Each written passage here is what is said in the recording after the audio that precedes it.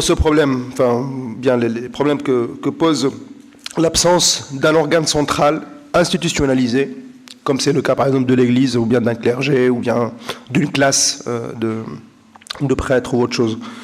Je pense que l'absence, disons, d'église en islam est à la fois un problème, comme vous l'avez rappelé, est à la fois un problème et une chance, une beauté. Vous avez utilisé le terme de beauté, c'est tout à fait juste.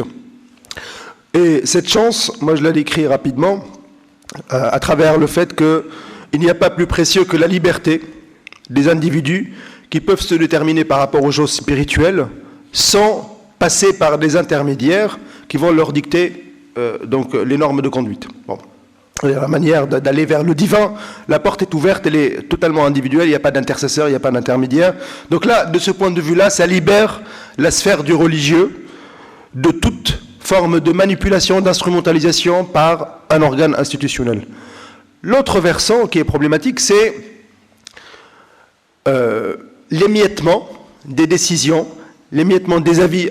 En ce moment, on le voit très bien, il y a une sorte de bazar de fatwa sur Internet, n'importe quel individu s'auto-habilite comme représentatif de l'islam. Il lit un livre, Riyad al-Salihin, et après, il va nous faire une fatwa. Il apprend 3 hadiths et après il nous fait une fatwa.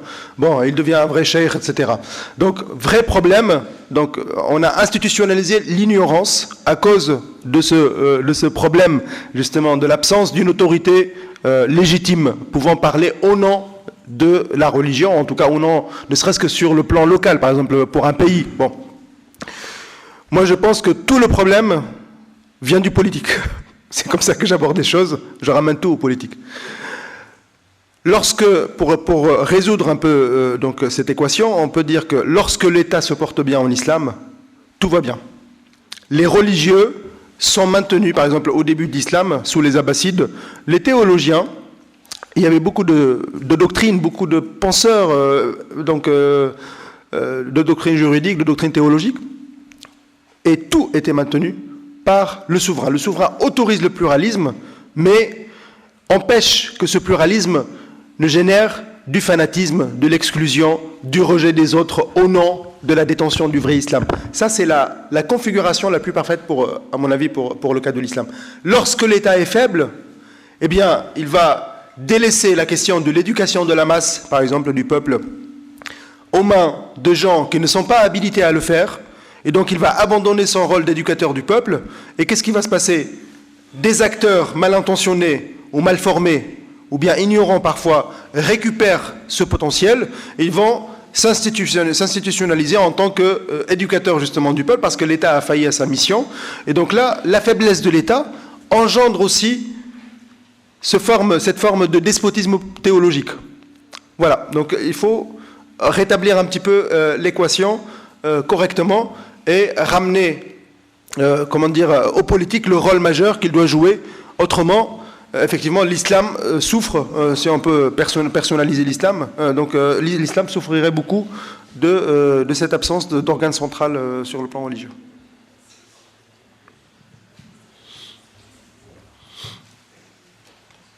Oui, merci. Je voudrais participer à ce débat. C'est bien d'avoir ce regard autre que des ulama que nous écoutons de temps en temps, qui ont leur approche aussi, très riche bien sûr, sur le plan académique. Mais j'ai retenu quand même 3 mots-clés dans votre exposé très riche. Merci. Je vous félicite pour merci à vous. Le contenu et puis l'approche politique. Vous avez insisté sur l'approche politique. Les 3 mots-clés que j'ai retenus, c'est la cause, le contexte et bien sûr la période coloniale. Pour ne pas rester toujours dans l'histoire, c'est pour parler aussi de la période coloniale, mais aussi de l'actualité. Je vais réorganiser la matière de mon livre en fonction de ces 3 chapitres.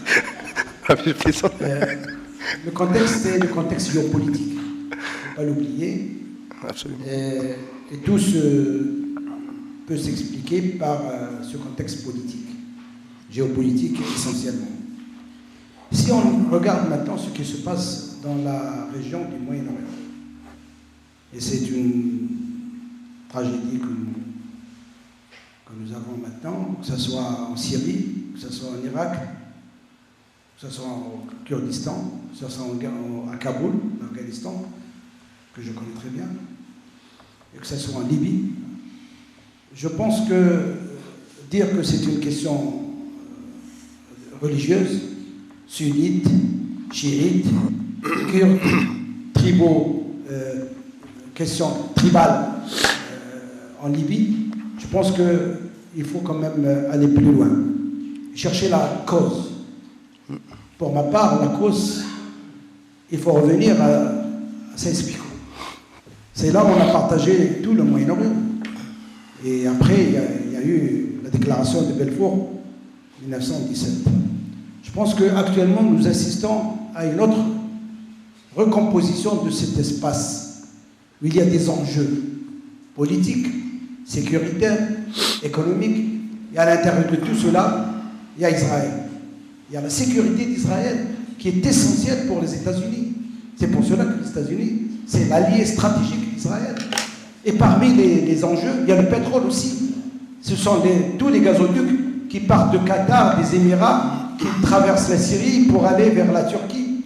Et c'est aussi le jeu des grandes puissances, pour ne pas parler d'autre chose. Quand on aborde la question de la Syrie, de ce qui se passe maintenant à Alep, ce ne sont pas les Syriens, ce ne sont pas les rebelles, l'opposition politique classique, le régime de Bachar, mais il y a aussi la Russie, il y a les États-Unis, il y a la France, il y a le Qatar, il y a l'Arabie Saoudite, il y a la Turquie. Donc vous voyez qu'il y a quand même un contexte géopolitique qui peut expliquer le pourquoi de ce que nous vivons actuellement. Et je pense qu'il y a la grande cause, pour revenir à la cause, c'est l'injustice.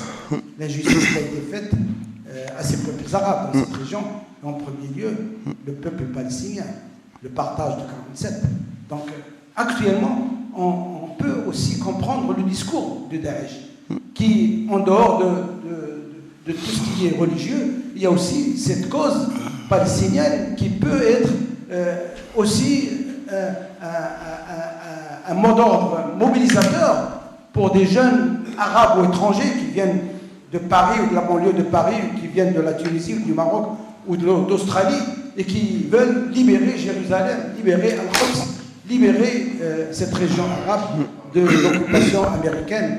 Je pense qu'il y a beaucoup de choses à dire, mais je retiens ces mots-clés, cause, contexte et période coloniale, et je termine par le djihad. Le djihad, pendant le mouvement de libération nationale, a été aussi utilisé, pour ne pas dire exploité, pour mobiliser les populations sous occupation coloniale. Et tout cela pour défendre le caractère arabo-islamique de notre société. Mohamed V, dans son discours du 18 novembre 1955, il a parlé du djihad. Il a dit خرجنا من الجهاد الأصغر إلى الجهاد الأكبر. Le djihad akbar, c'est le développement, c'est la construction de l'État moderne du Maroc, c'est aussi l'éducation, c'est la formation. Donc le djihad aussi peut être aussi positif dans son utilisation à travers ce panorama géopolitique. Merci. Merci. Alors rapidement, parce qu'il y a des points que vous soulevez qui me semblent très, très importants, mais en même temps, il faut clarifier certaines choses, surtout pour éviter l'amalgame, surtout. Bon. Je rappelle que pour le dernier point, le djihad, effectivement, à l'époque contemporaine, quand on parlait de djihad, ça signifiait tout simplement la résistance. Les moudjahidoun en Algérie ou bien en Tunisie, etc., c'était des résistants. Bon. Ce n'est pas le même sens. C'est aussi le cas, par exemple, pour les Palestiniens. Au départ, en tout cas, résister à la colonisation, à l'oppression, aux injustices, tout ce que vous voulez. Mais le terme de djihad ou bien de moujahid, etc., a changé aussi de sens. Donc il faut savoir, pour revenir à votre mot-clé, qui est très, très juste, contextualisation. Il faut toujours contextualiser, parce que le terme peut glisser d'une sphère à l'autre, peut glisser d'un horizon de sens à un autre horizon, de manière imperceptible, et il faut toujours déconstruire les enjeux liés à l'utilisation donc de la notion de djihad, et ne pas tomber dans le piège que peuvent tendre les gens qui instrumentalisent la charge sémantique du terme de djihad. Et moi, je vois une différence majeure entre le djihad des Palestiniens, parce qu'il y a un djihad, effectivement, même sans utiliser le terme, c'est-à-dire il y a une lutte, ou bien une guerre, une forme de résistance à la colonisation qui est tout à fait légitime, mais c'est pas le seul peuple qui a résisté à des formes d'occupation, etc. Et l'autre manière de faire la guerre, qui est celle de Daesh, vous dites, on comprend Daesh, mais en fait, je pense, parce qu'ils brandissent des principes généraux, je pense que ceux qui desservent le plus la cause palestinienne, ce sont les gens de Daesh. Donc il faut faire attention à ne pas faire d'amalgame, parce que s'agiter comme ça, tuer le maximum de gens de manière arbitraire, etc., je ne sais pas si ça peut être politiquement déjà intelligent. Je ne crois pas que ce soit intelligent politiquement, c'est-à-dire même d'un point de vue d'un simple calcul politique. Donc après, ne parlons pas de l'aspect religieux, de l'aspect humain, de l'aspect moral de la chose. Et donc là, il faut vraiment faire la distinction entre les deux significations du terme, et surtout revenir, parce que vous l'avez dit, revenir toujours à la question de la contextualisation, et surtout par rapport à Sykes-Picot, là encore. Daesh, on va nous dire que oui, on va abolir les frontières qui ont été tracées par Sykes et Picot, c'est tout à fait juste, pourquoi pas. Le problème, c'est que on ne peut pas justifier la barbarie, le terrorisme, etc., tout simplement parce qu'on a subi le fait impérial. L'impérialisme, effectivement, les musulmans, vous avez raison de le rappeler, ou bien plusieurs pays musulmans ont subi l'impérialisme occidental. On connaît très bien l'histoire de la colonisation, personne n'est dupe, mais ils n'étaient pas les seuls. Il y a aussi des pays asiatiques comme la Chine, etc., qui ont subi les mêmes conditions, mais cela ne justifie pas, à moins d'intérioriser la lutte du faible, c'est-à-dire de se dire « oui, je suis faible et que voilà, je suis condamné à être faible historiquement, civilisationnellement, militairement, politiquement, etc. » et à cantonner son action dans des petites choses comme ce qui est commis effectivement par Daesh. Donc je pense que la meilleure façon de continuer de résister, c'est déjà de faire un travail sur soi-même pour dire « cette solution » n'est pas le meilleur moyen de lutter contre l'impérialisme. Tout le monde lutte contre l'impérialisme, y compris les Américains, y compris les Français, les Britanniques.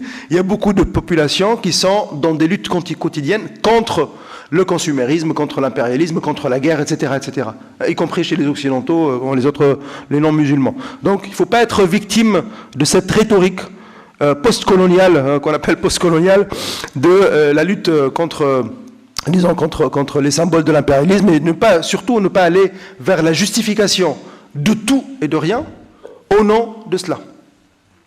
Voilà, je pense qu'il faut être clair par rapport à ça.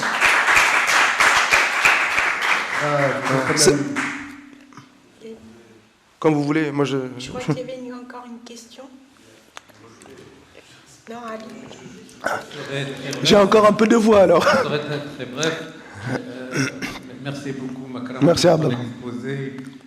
Je pense que je dois quand même rappeler à l'assistance que dans ton ouvrage Islam et politique à l'âge classique représente une contribution majeure pour venir à cette tradition politique islamique à cet âge, et en même temps recèle quelques éléments de réponse par rapport à la problématique que tu as abordée ce soir. Tout à fait. Je voudrais insister dans le sens dans lequel tu avais parlé tout à l'heure, en réduisant la problématique dans son aspect majeur, c'est-à-dire l'aspect politique et la question de la souveraineté. Ouais. C'est cette belle tradition qui était répartie, que ce soit dans la tradition des Lumières, des juristes, des philosophes, et comme tu l'avais bien signalé avec la théorisation de l'État, qui s'est estampée à un moment tout à fait. Dans la modernité politique en Occident et on ne serait pas encore dans ce genre. Absolument.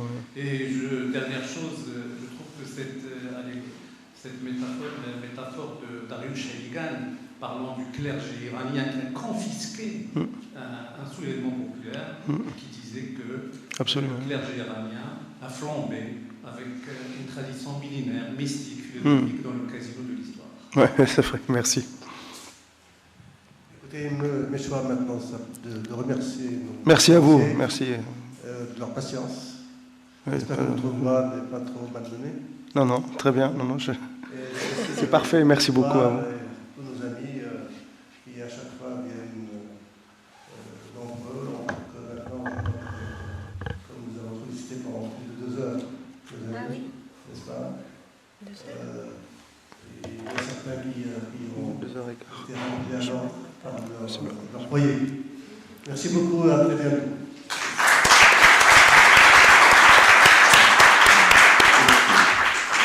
Je crois que j'ai perdu ma voix. Oui, je vois. Il faut absolument que tu fasses quelque chose, Makram. Absolument passer à la pharmacie. Aïchek. Merci. Non, c'est vrai, y a pas de souci. C'est dommage parce que j'ai Ouais. plus de voix, mais ça va, Oui, bon, mais très bien. il faut faire quelque chose. Il faut aller à la pharmacie. Ah non, parce que sinon tu vas... ça allait. Très bien. Bon, super.